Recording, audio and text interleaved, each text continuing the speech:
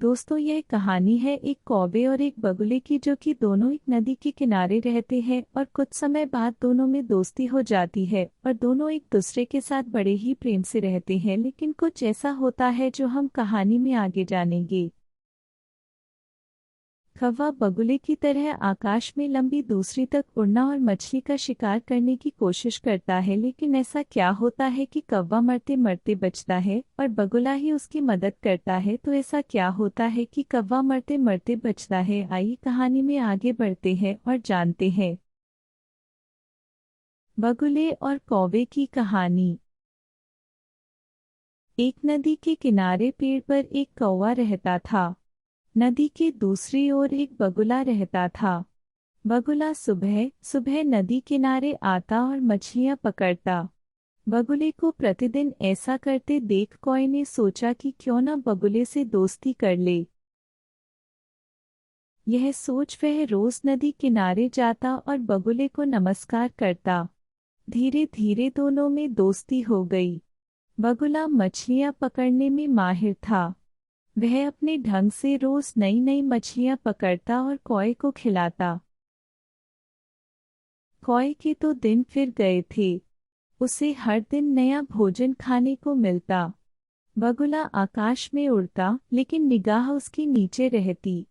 मछली दिखाई देते ही वह तेजी से नीचे आता, अपनी लंबी चोंच पानी में डालता और पैर ऊंचे रख झट से मछली पकड़कर किनारे पर आ जाता। कौवा यह सब देखता तो उसका भी मन करता कि वह भी ऐसे ही मछलियां पकड़े। वह मन ही मन सोचा करता, यह सब करना कौन सा कठिन है। यह सोचकर उसने भी मछलियां पकड़ने का निश्चय किया।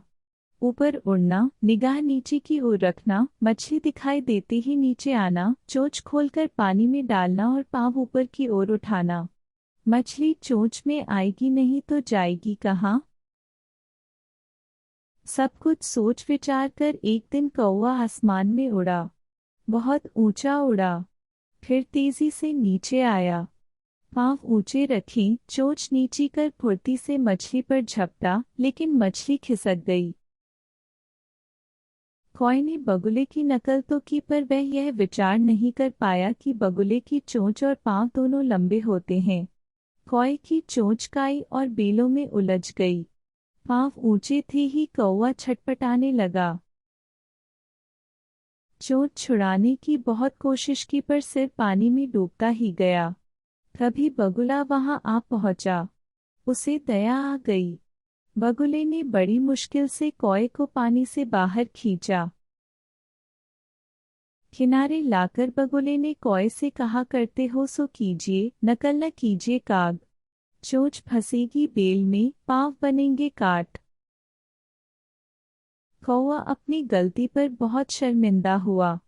उसने अपने दोस्त बगुले को उसकी जान बचाने के लिए धन्यवाद दिया और भविष्य में किसी की नकल न करने का भी निश्चय किया।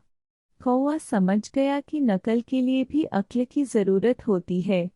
जिसके लिए जो कार्य बना है, उसे वही कार्य करना चाहिए। शिक्षा: हमें दूसरों को देखकर कभी उनकी नकल नहीं करनी चाहिए।